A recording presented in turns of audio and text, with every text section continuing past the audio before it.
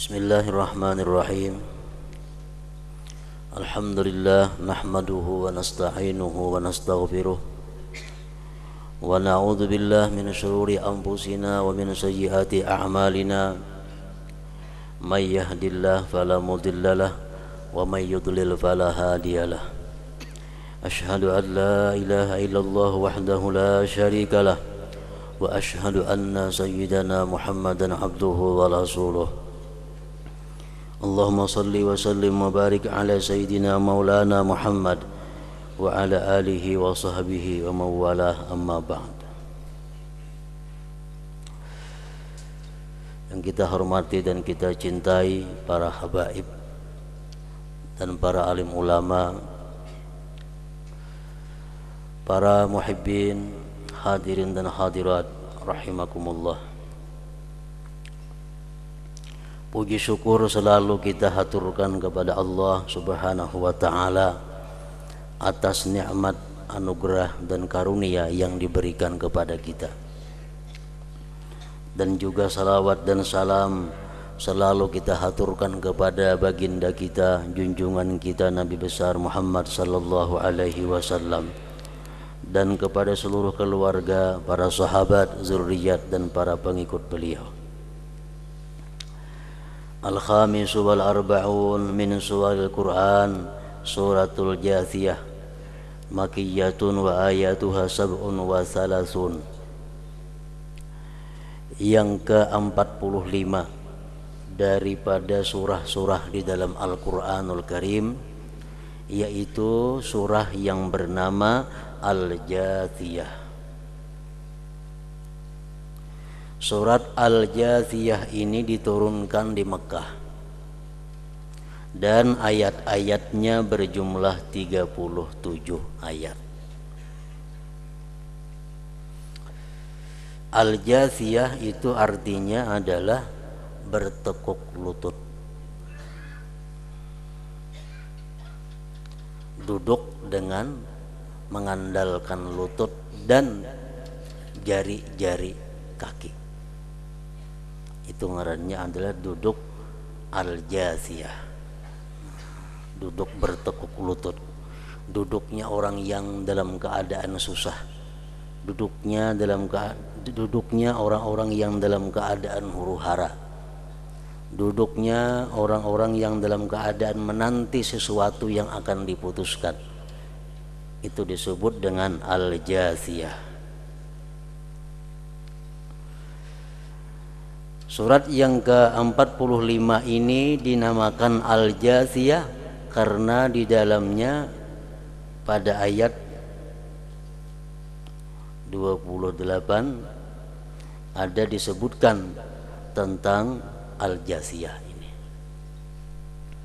Firman Allah Subhanahu wa ta'ala, wa tara kulla ummatin jathiyah, wa tara kulla ummatin jathiyah, kullu ummatin tud'a ila kitabiha, al-yawma tujzauna ma kuntum ta'malun, hadza kitabuna yantiqu 'alaikum bil haqq, inna kunna nastansikhu ma kuntum ta'malun.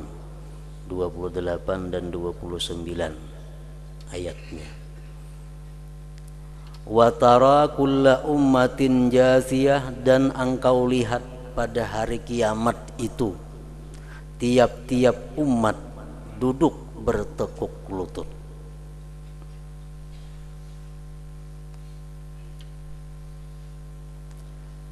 Tiap-tiap umat dipanggil satu persatu kepada kitabnya, kepada catatan amalnya. Pada hari itu dibalaslah kalian sesuatu yang pernah kalian lakukan di dalam dunia. Jadi bertekuk lutut itu ditemui oleh orang-orang yang akan dihisab oleh Allah Subhanahu wa ta'ala untuk diperlihatkan kepada dia catatan amal perbuatan yang pernah dia lakukan di dalam dunia. Nah, menunggu giliran menunggu antrian untuk dihisap itu, mereka duduk dalam keadaan jasiyah, bertekuk lutut tadi. Allah berfirman, hadza kitabuna yantiqu alaikum bil haqq. Sampai kepada giliran kita dihisap, Allah menjelaskan, ujar Tuhan, hadza kitabuna yantiqu bil haqq. Ini catatan yang ada pada kami. Ini catatan amal yang ada pada kami. Ini catatan bersaksi, bertutur dengan benar.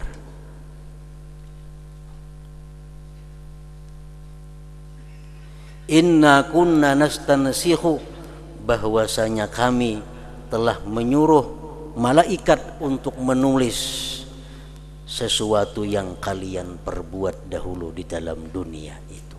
Nah, ditampaikan lawan kita. Ini ialah catatannya. Ialah punikam ini.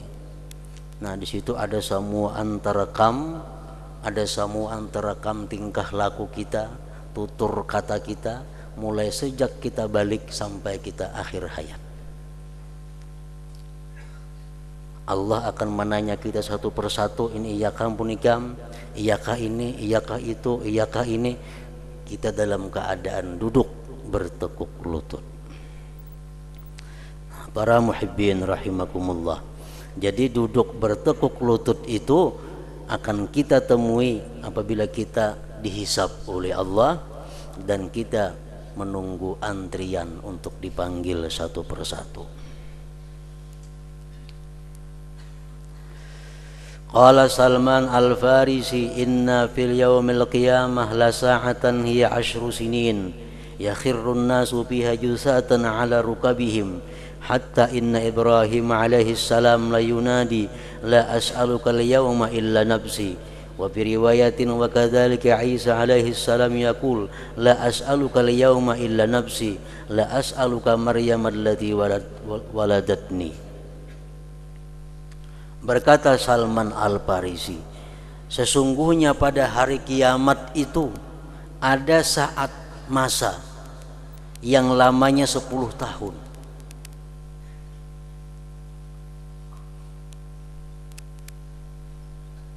Tersungkur manusia pada itu 10 tahun dalam keadaan duduk bertekuk lutut. Jadi kita menunggu antrian itu saja sudah berpuluh-puluh tahun duduk nang macam itu.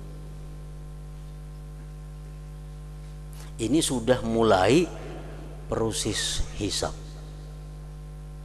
Sebelumnya itu sudah 300 tahun menurut para ulama tafsir kita berada di dalam huru hara yaumul qiyamah. Jadi pada masa 300 tahun itu kita kada ada kepastian, huru hara.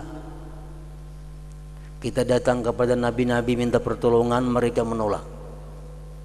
Hanya kita minta kepada Nabi kita Muhammad sallallahu alaihi wasallam, beliau sujud kepada Allah. Nah, beliau sujud kepada Allah di bawah arasnya Allah. Allah memerintahkan kepada Nabi kita, ya Muhammad irfa ra'sak, angkat kepala engkau, is'al tu'tah, mintalah sesuatu kau akan diberi, isfa' tusaffa.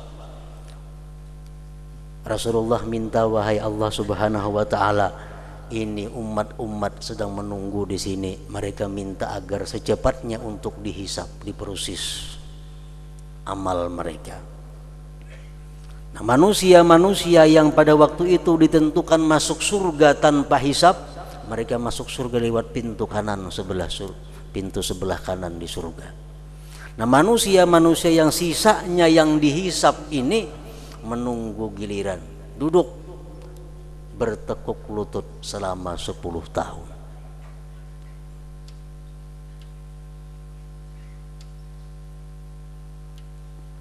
Sehingga Nabi Ibrahim pun berkata pada waktu itu, aku tidak akan minta kepada engkau ya Allah pada ini hari melainkan untuk diriku.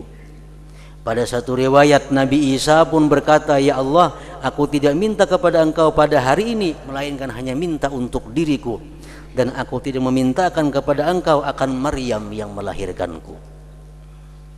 Daripada dahsyatnya huru hara pada hari itu, para nabi-nabi yang nabinya ulul azmi, nabi-nabi yang sekelas Nabi Isa, Nabi Ibrahim, mereka pun hanya berdoa untuk keselamatan diri mereka sendiri. Para muhibbin rahimakumullah, inilah surat yang ke-45 dari Al-Quran ini disebut surat Al-Jasiyah tadi, karena ada menyinggung tentang jasiyah.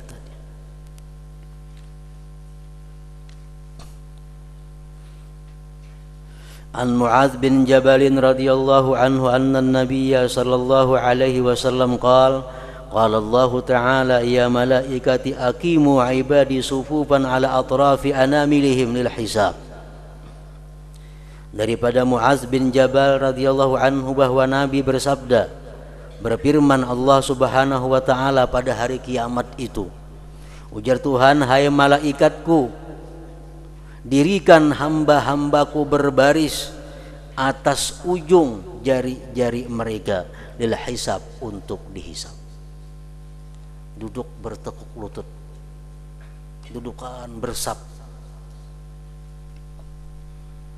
Dan Samurah bin Atiyah mengatakan, wa fi sahifatihi minal hasanat amsalul jibal. Di antara orang yang dihisab Allah ini ada orang yang dalam catatan amalnya itu mempunyai kebaikan seperti gunung-gunung besarnya.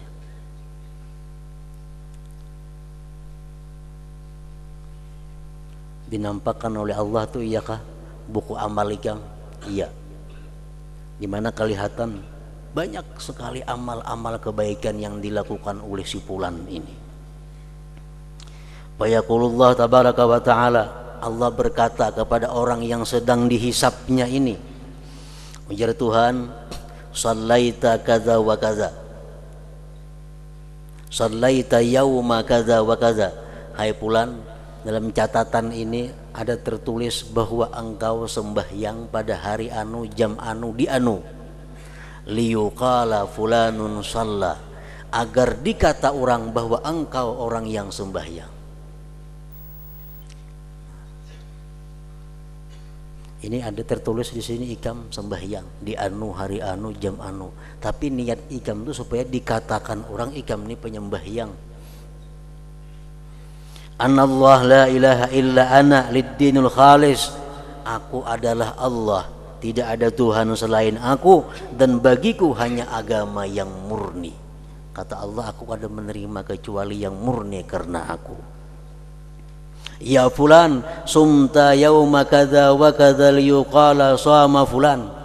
Dalam catatan ini ada tertulis engkau puasa pada hari anu dengan tujuan agar engkau dikatakan orang sebagai orang yang ahli puasa.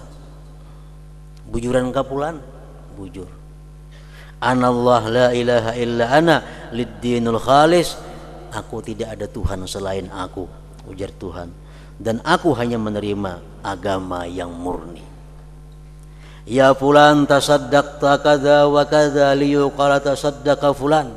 Hai fulan, engkau di sini tertulis bersedekah pada hari anu, jam anu, di tempat anu sekian. Engkau bersedekah hari anu di tempat anu sekian. Bujurkah? Bujur. Tapi niat ikam liyuqala, agar dikata orang tasaddaqa fulan, agar bersedekah, agar dikata orang bahwa bersedekah si fulan itu. Anallah la ilaha illa ana lid-dinul khalis. Aku adalah Allah, tidak ada Tuhan selain aku, dan aku hanya menerima agama yang sempurna. Ditanya satu persatu, iyakah engkau yang baca salawat ini pada hari ini jam anu? Iya. Tapi niat engkau iyakah bahwa dikatakan orang agar engkau ahli salawat? Iya. Mau kadang mau kita harus mengaku, karena Allah Maha mengetahui apa yang ada dalam hati kita. Satu persatu amal kebaikan disebut Allah, satu persatu Allah menyebutkan kesalahan kita. Famazala yumha syai'un ba'da syai' hatta tabaqa sahifatuhu ma fiha syai'. Akhirnya senantiasa dihapus satu persatu amalnya. Akhirnya buku catatan amalnya habis tanpa ada kebaikan sedikit jua pun. Inilah huru haranya nang dikhawatirkan pada hari itu, bahwa secara zahir amal kebaikan kita sangat banyak dalam catatan amal, tapi Allah yang tahu hati kita. Akhirnya amal kita digugurkan satu persatu. Malaikat kiri kanan tukang tulis saja. Kita sembahyang tulis pulan jam anu hari anu sembahyang, pulan jam anu hari anu bersedekah. Malaikat di sini kada tahunya ikhlaskah kita, kada tahu. Itu urusan hati kita lawan Allah Subhanahu wa taala. Karena terakhirnya Allah nang menilai di sana.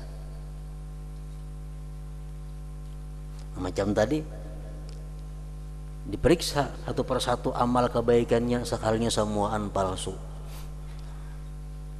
Semuaan palsu. Akhirnya nang palsu itu kada ada harganya di sisi Allah Subhanahu wa taala. Jadi seluruh amal ibadah yang kita lakukan selama ini kada bisa kita perpegangi. Amal ibadah yang telah kita lakukan selama ini kada kawa kita berharap dijadikan andalan. Karena siapa tahu amal ibadah yang kita lakukan itu adalah kurang ikhlasnya, kurang segala macamnya, sehingga di akhirat kayaknya dihapus oleh Allah Subhanahu wa taala. Jadi jangan merasa banyak beramal, jangan merasa banyak bersedekah. Amun tentu sedekah itu diterima di sisi Allah Subhanahu wa taala. Karena ibadah yang kita lakukan ini hanya jadi pahala, hanya jadi nilai bila kita sanggup mendatangkan di hadapan Allah Subhanahu wa taala. Rasulullah bersabda, "Man jaa ya'budullaha la yusyriku bihi syai'a wa yuqimus shalah wa yu'tiz zakah wa yasumu ramadan wa yattaqil kaba'ir fa inna lahul jannah." Rawahul Hakim. Ujar Nabi kita, barang siapa datang menghadap Allah, dia beribadah tanpa menyekutukan Allah, dia mendirikan salat, membayar zakat, puasa Ramadan, menjauhi dosa-dosa yang besar, maka baginya surga. Orang yang banyak dosa di dalam dunia jangan berputus asa. Kenapa? Karena masih bisa untuk menghapuskan dosa-dosa itu selama kita masih hidup di dalam dunia. Dan orang yang banyak ibadah, banyak amal baik, jangan bangga dengan amal baiknya, karena salah sedikit kaina bisa dihapus oleh Allah Subhanahu wa taala amal kebaikan itu. Jadi amal ibadah kita ini berharga kalau kita mampu mempertanggungjawabkan di hadapan Allah Subhanahu wa taala, itu hanya jadi kebaikan. Oleh karena itu Al-Imamul Ghazali mengatakan, para masyayikh berkata bahwa mestinya seseorang itu waspada, hati-hati dengan beberapa hal yang bisa menyebabkan gugurnya atau rusaknya amal ibadah yang telah dilakukan.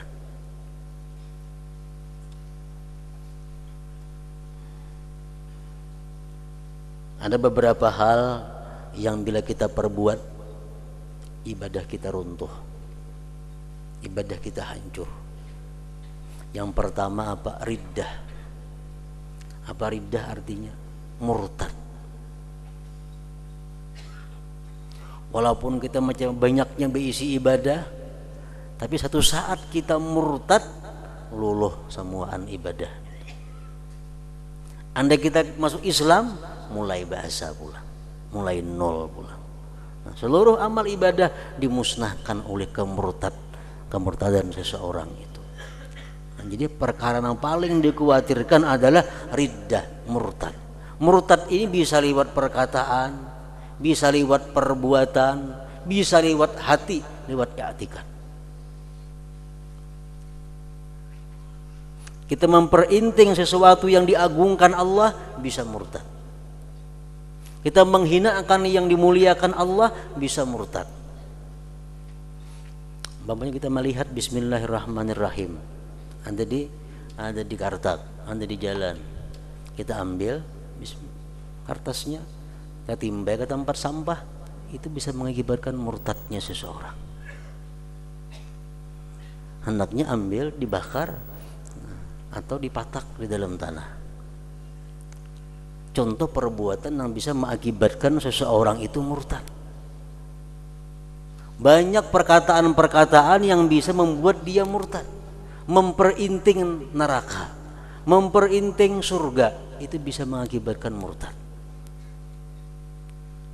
Biar neraka ada Bapak Yuha, banyak aja kawan di situ. Nah, itu memperinting yang diagungkan Allah. Allah menyuruh jangan hendak masuk neraka, jangan hendak masuk neraka, diperinting. Bila macam itu halnya, kita murtad, seluruh amal kebaikan yang kita gawi, hajinya, puasanya, umrahnya, gugur semua. Kada sampai kita bawa ke hadapan Allah Subhanahu wa ta'ala, sudah dihapuskan. Nah, yang kedua yang bisa menggugurkan amal kita adalah nifak. Nifak itu artinya memperbuat amal karena manusia, beramal karena manusia. Makanya ada si Fulan tuh udah beramal bang, tapi si Din ada nyaman juga. Ini nifak ngarannya, sedikit pun kata dia pahala amalnya itu, beramal karena manusia. Antara lain lagi yang menggugurkan pahala ibadah adalah riya. Riya beramal, beribadah walaupun karena Allah, tapi dia mengharapkan balasan di dalam dunia, termasuk riya. Beramal supaya dihormati oleh orang, beramal supaya dimuliakan oleh orang. Nah, sudah riya. Bila kita macam itu, amal ibadah kita kada sampai ke hadirat Allah, kada sampai kita bawa ke sana. At-takhlid, mencampur adukkan, bercampur. Beribadah itu salajur menyalajur, tulak ke berabai, salajur bertukar, salajur ke pengajian, salajur menyalajur, hingga menyalajur gawian itu ke masjid, salajur ke warung, ke mana salajur, ada salajurnya. Bila bercampur macam itu, Allah kada menerima, karena bagiku ya Tuhan ad-dinul khalis, hanya agama yang murni. Nah, ibadah-ibadah yang pernah kita lakukan itu, kalau ada nifak, kalau ada riya, ada takhlid, ada bercampur tadi, kada bisa diharapkan ibadah itu sampai kepada Allah Subhanahu wa ta'ala. Antara lain lagi yang menyebabkan ditolak al-mannu. Al-man ini khususnya dalam hal bersedekah, dalam hal memberi sesuatu kepada orang, selalu menyebut-nyebut pemberian kepada orang disertai dengan hati merasa berjasa kepada orang itu. Si anu tuh tohok ku beri duit, ku ungkusi, mun bersuara macam itu aja kada jadi masalah. Nih hati mengihakan rasa banyak jasa, menanam jasa dengan si Fulan itu man. Berapapun besarnya sumbangan yang kita berikan, kalau disertai dengan man macam itu, Allah kada bakal menjadikannya pahala.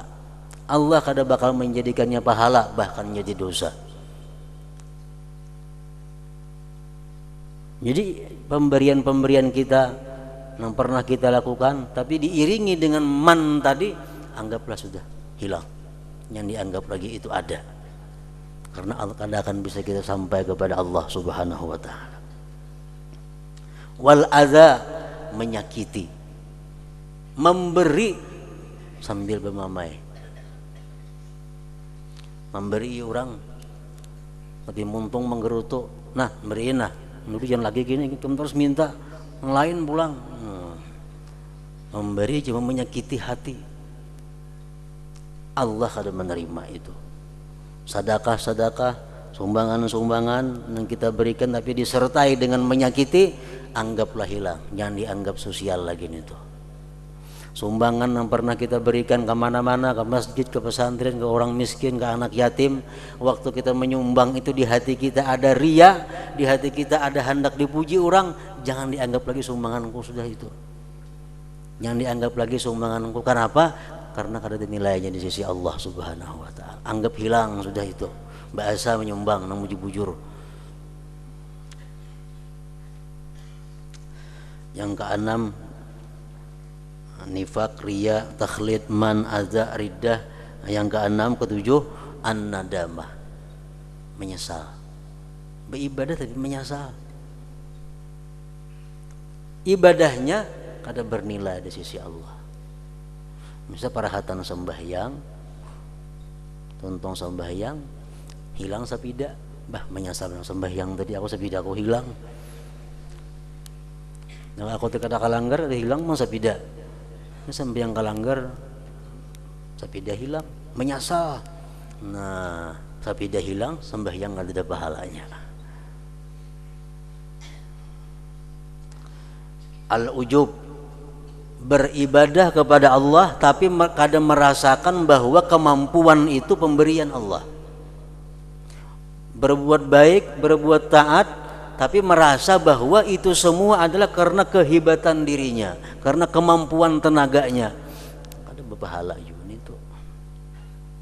Lupa bahwa itu bisa dia lakukan karena pertolongan Allah, karena taufik dan hidayah daripada Allah. Lupa.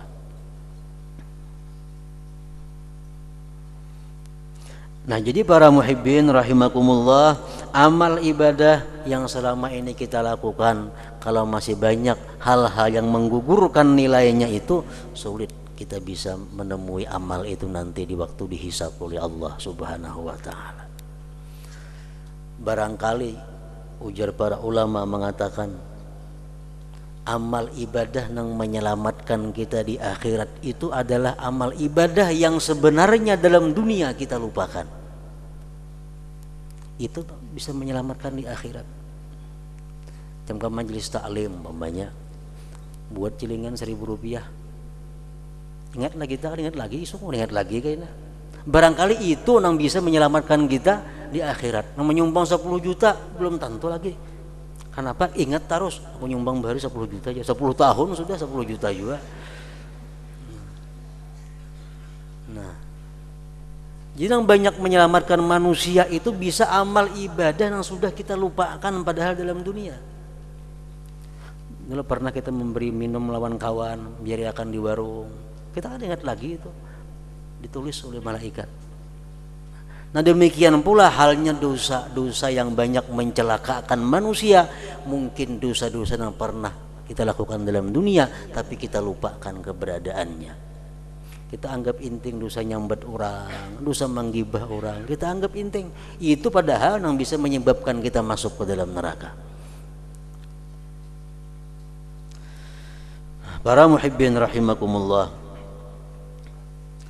itulah hubungannya surat yang ke-45 ini dinamai dengan Al-Jathiyah karena pada ayat 28 dan 29 ada menceritakan tentang keadaan manusia pada hari kiamat, yaitu adalah wa tara kulla ummatin jathiyah, engkau lihat akan tiap-tiap umat itu bertekuk lutut. Para muhibbin rahimakumullah, kita memohon, meminta selalu kepada Allah Subhanahu wa taala agar kita digolongkan, dimasukkan dengan orang-orang yang masuk surga tanpa hisab.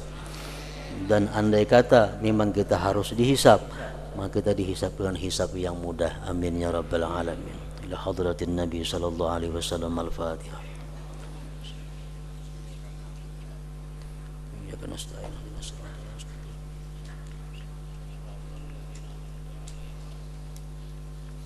أشهد أن لا إله إلا الله وحده لا شريك له وأشهد أن سيدنا محمدا عبده ورسوله